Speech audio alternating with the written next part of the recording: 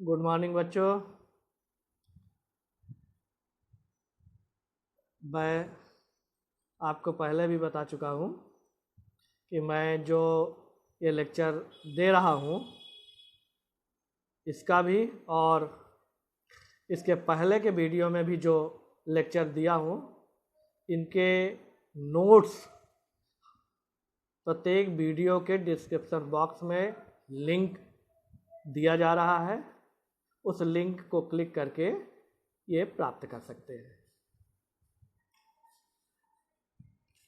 हाँ, तो आज जो हम पढ़ने जा रहे हैं ये है पुष्पी पौधों में लैंगिक जनन, sexual reproduction in flooring plants. Flowering plant से तो आप समझ ही गए होंगे, पौधे वृक्ष जिसमें फूल फल आदि लगते हैं। छोटे पादप भी हो सकते हैं और बड़ा वृक्ष भी हो सकता है। इन्हीं को फ्लोरिंग प्लांट्स कहते हैं। ये एंजियोस्पर्मी कहलाते हैं, आवृतबीजी पौधे। आवृतबीजी का अर्थ आप जानते होंगे कि ऐसे पौधे जिनमें बीज बनते हैं और ये बीज फल भित्ति से ढके होते हैं, आवृतबीजी पौधे कहलाते हैं। ठीक, तो अब आवृतबीजी पौधा ले लीजिए, चाहे किसी भी प्रकार का पौधा ले लीजिए, चाहे थैलोफाइट्स ही ले लीजिए, कवक शैवाल ले लीजिए या जंतु ही ले लीजिए। प्रत्येक प्राणियों के जीवन इतिहास में दो अवस्थाएं होती है। प्रत्येक प्राणियों के जीवन इतिहास में दो अवस्थाएं होती है। नंबर एक, बीजाणुद्भिद।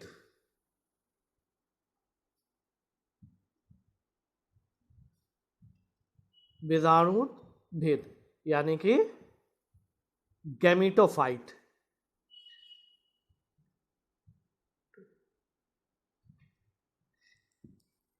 तो ये पादपों की वो अवस्था होती है जिनके अवस्थाओं के कोशिकाओं में गुणसूत्रों की संख्या n होती है।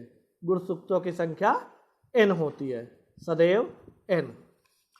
अगर हम ये थैलोफाइट में बात करें तो थैलोफाइट में शैवाल और कवक ये थैलोफाइट्स ही है और इनके जो शारीरिक संरचना है, इनकी कोशिकाओं में गुणसूत्रों की संख्या n अर्थात हैप्लॉइड्स होती है। दूसरी अवस्था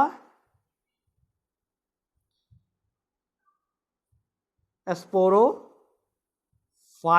कहलाती है। दूसरी अवस्था स्पोरोफाइट कहलाती है।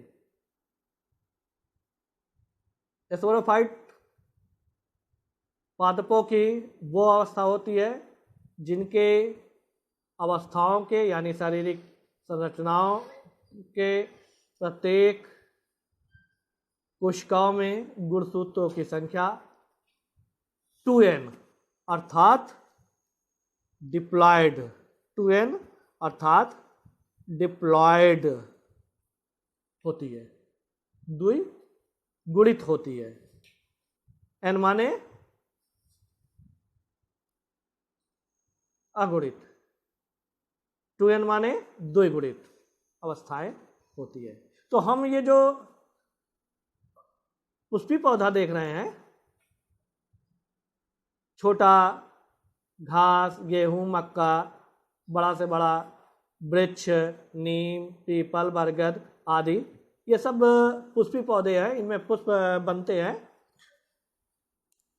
ये स्पोरोफाइट अवस्था के पौधे हैं और पुष्पी पौधों में स्पोरोफाइट ही ज़्यादा विकसित अवस्था होती है और इसी अवस्था में पौधे में जड़, तना, पत्ती, पुष्प, फल आदि होते हैं। ये पौधों की माने पुष्पी पौधे की जो मुख्य अवस्था होती है वो स्पोरोफाइट ही होती है और इनकी प्रत्येक कोशिका में गुणसूत्रों की संख्या 2n होती है अर्थात डिप्लॉयड होती है और ये ज़्यादा विकसित है। इसमें जड़, तना, पत्ती, पुष्प, फल आदि, बीज आदि अवस्थाएं होती है।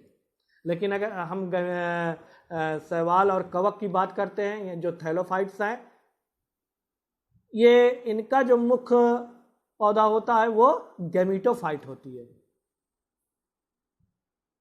और इनके थैलस की प्रत्येक कोशिका में गुणसूत्रों की संख्या n अर्थात हैप्लॉइड होती है। पीढ़ी एकांतर क्रम, अल्टरनेशन ऑफ जनरेशन। अब हम अल्टरनेशन ऑफ जनरेशन की बात करते हैं।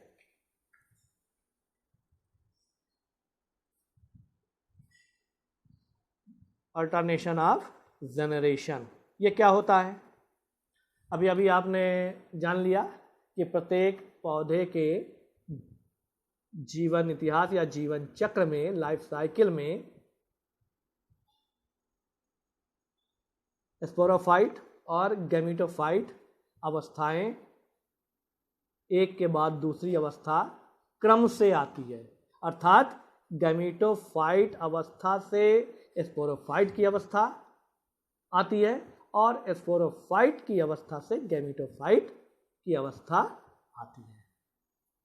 अर्थात अगर हम पुष्पी पौधे की बात करें तो पुष्पी पौधा स्पोरोफाइट है जिनकी कोशिकाओं में गुणसूत्रों की संख्या 2n है।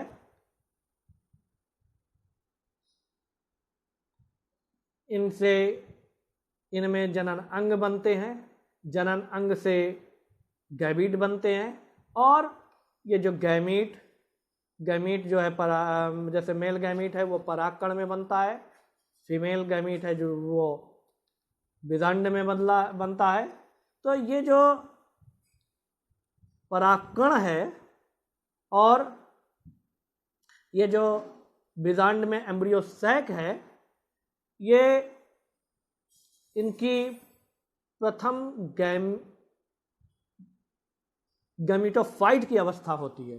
ये प्रथम गैमीटोफाइट की अवस्था होती है और फिर इनमें गैमीट बनते हैं, मेल गैमीट बनता है, फीमेल गैमीट बनता है और फिर जो है इनका फ्यूजन होता है दोनों केंद्र गैमीटों के केंद्रक का और फिर से नया कोशिका जायगोट बनता है और वो जायगोट 2n होता है और फिर इससे भ्रूण बनता है और भ्रूण के विकास से नया पौधा बनता है। तो इस तरह से जीवन चक्र में हैप्लॉइड अवस्था से डिप्लॉयड अवस्था और डिप्लॉयड अवस्था से हैप्लॉइड अवस्था जीवन चक्र में जो क्रम से एक अवस्था के बाद दूसरी अवस्था आती है, इसी को अल्टरनेशन ऑफ जनरेशन कहते हैं, पीढ़ी एकांतरण क्रम कहते हैं। Alternation of generation. Alternation of generation क्या है? वही स्पोरोफाइट से गैमीटोफाइट, गैमीटोफाइट से स्पोरोफाइट अवस्थाएं जीवन चक्र में क्रम से आती है अर्थात हैप्लॉइड अवस्था से डिप्लॉयड अवस्था, डिप्लॉयड अवस्था से हैप्लॉइड अवस्था जो जीवन चक्र में क्रम से आती है, इसी को अल्टरनेशन ऑफ जनरेशन कहते हैं। ठीक, अब हम लोग पुष्पी पौधे में लैंगिक जनन की बात करते हैं। तो लैंगिक जनन हमने आपको बताया था कि लैंगिक जनन में गैमीट का फॉर्मेशन होता है और फिर गैमीट के केंद्र का मिलन होता है और फिर एक कोशिका जायगोट बनती है और उस जायगोट से नए भ्रूण और भ्रूण से नया पौधा बनता है। अब लैंगिक जनन होता क्या है? ये पौधों के पुष्प में होता है, इसीलिए पुष्प को पौधों का जनन अंग अर्थात जननांग कहते हैं। अब हम यहाँ पे एक पुष्प की संरचना पहले जान ले क्या होती है? तो structure of a typical flower.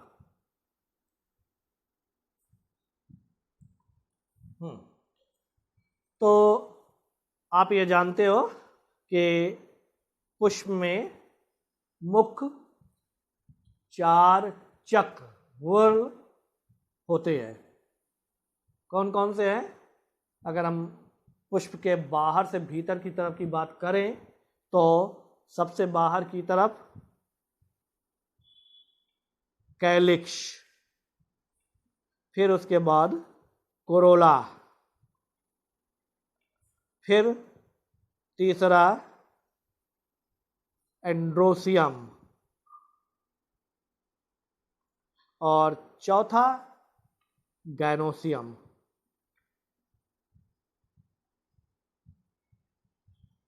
ठीक, तो यहां मैं आपको एक फ्लावर का एलएस कार्ट दिखाना चाहता हूं।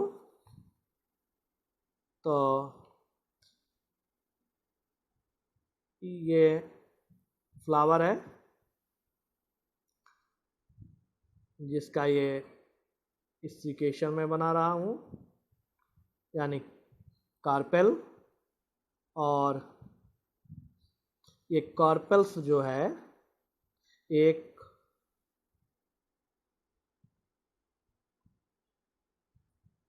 गद्दी जैसे संरचना पर स्थित होता है, इसे थैलमस कहते हैं।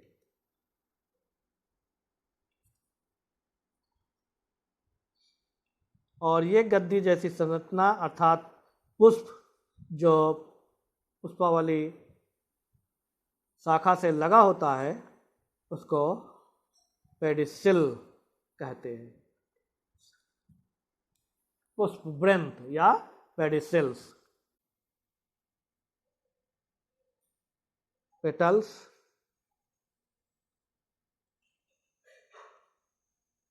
और फिर ये सिपल्स।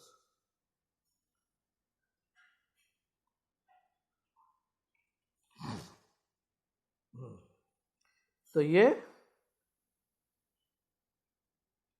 सेपल, ये पेटल, ये स्टेमेन और ये कार्पेल। स्टेमेन के 2 भाग, ऊपर का भाग एंथर और नीचे के भाग फिलामेंट। ये दोनों मिल करके ही स्टामेन का बनाते हैं। और स्टेमेन के समूह को ही एंडोसियम कहा जाता है। इसी तरह से स्टिकेसर के भी 3 भाग होते हैं। सबसे ये ऊपर वाला भाग स्टिग्मा, फिर नीचे का लंबा पतला बेलनाकार भाग स्टाइल, और फिर सबसे नीचे का फूला हुआ भाग ओवरी। ये तीनों संरचना मिल करके कार्पेल बनाते हैं। अब ये LS of a typical flower apple है, ये एक संरचना पुष्प की बन गई जिसमें पुष्प के सारे भाग दिखाए गए हैं। इसमें देखिए आप 4 भाग आपको दिख रहा है, stamen, sepal, petal, carpels. Sepal के समूह को कैलिक्स कहते हैं। Group of sepal is called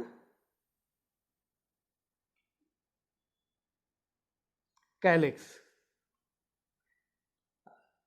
इसी तरह से इसके ग्रुप को group of petals is called corolla और group of stamens group of stamens called androecium और group of carpels is called gynoecium.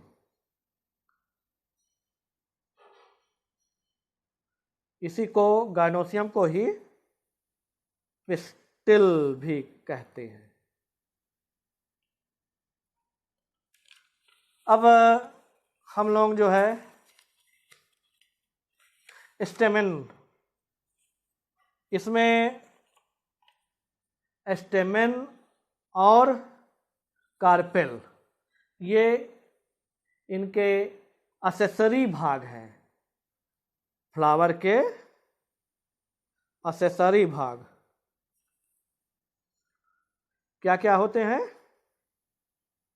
स्टामेन्स and carpels, ये असेसरी भाग हैं। और इसके जो सेपल्स और पेटल्स होते हैं, सॉरी, नेसेसरी भाग है। और इसके जो असेसरी भाग हैं ये सेपल्स और पेटल्स, क्योंकि जनन, ये दोनों जनन अंग कहलाते हैं, कार्पेल और स्टेमेन। स्टेमेन में के एंथर में परागकण बनता है और कार्पेल के ओवरी के अंदर बीजांड होता है और उस बीजांड में एग सेल का निर्माण होता है। इसलिए ये जनन अंग में जनन क्रिया में भाग लेते हैं। यही इनके स्टेमेन को फ्लावर का मेल रिप्रोडक्टिव ऑर्गन्स कहते हैं और कार्पेल्स को फ्लावर का फीमेल रिप्रोडक्टिव ऑर्गन्स कहते हैं। तो अब हम लोग स्ट्रक्चर ऑफ स्टामेन पढ़ लें। तो जैसा कि इसे चित्र से ही ज्ञात हो रहा है, चित्र से ही ज्ञात हो रहा है कि स्टामेन के 2 भाग हैं। तो ये स्टामेन के 2 भाग होते हैं, ऊपर का फूला हुआ थैली जैसी संरचना और फिर नीचे की ओर एक पतले धागे जैसी संरचना लगी होती है। ये हो गया एंथर और ये कहलाता है फिलामेंट। ये दो भाग होते हैं। अब ये एंथर का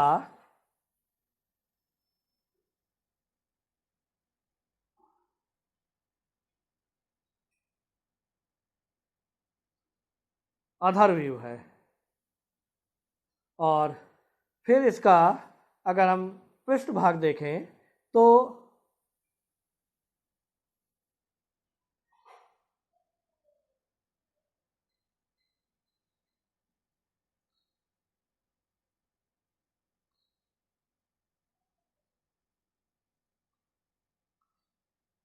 और तो इस भाग को जहाँ पे एंथर फिलामेंट से जुड़ा होता है वो भाग कनेक्टिव कहलाता है। संयोजी ऊतक वहाँ होता है जो जोड़ने का कार्य करते हैं। अब इस एंथर का हम एक ट्रांसवर्स सेक्शन काटते हैं, तो इस एंथर में अगर हम एंथर को देखें तो ये एंथर, एक एंथर जो है प्रायः दो लोब का बना होता है, और प्रत्येक लोब में दो स्पोरेंजिया पाए जाते हैं। इस तरह से दो लोब में 4 स्पोरेंजिया पाए जाते हैं। किंतु कुछ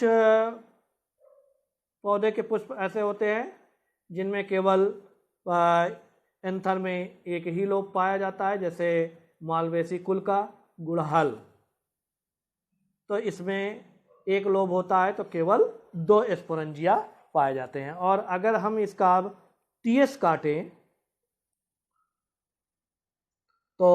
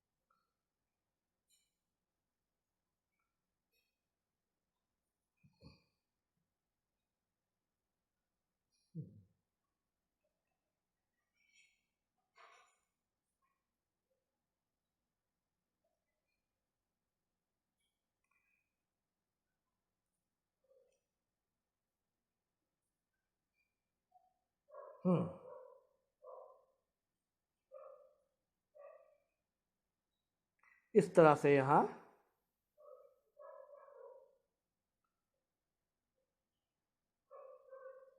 तो ये स्पोरेंजिया हो गया, स्पोरेंजियम, और जिसमें जो है स्पोर्स भरे होते हैं। इसमें पॉलन ग्रेन भरा होता है। इस पॉलन ग्रेन को माइक्रो स्पोर्स भी कहते हैं। पॉलन ग्रेन या माइक्रो स्पोर्स भी कहते हैं। तो इस तरह से ये दो लोब के बने होते हैं, और दोनों में एक एक दो स्पोरेंजिया होते हैं। इस तरह से इसमें 4 स्पोरेंजियम पाए जाते हैं। स्पोरेंजियम में स्पोर मदर सेल का निर्माण होता है, और फिर स्पोर मदर सेल के अर्धसूत्री विभाजन से एक स्पोर मदर सेल से 4 पॉलन ग्रेन का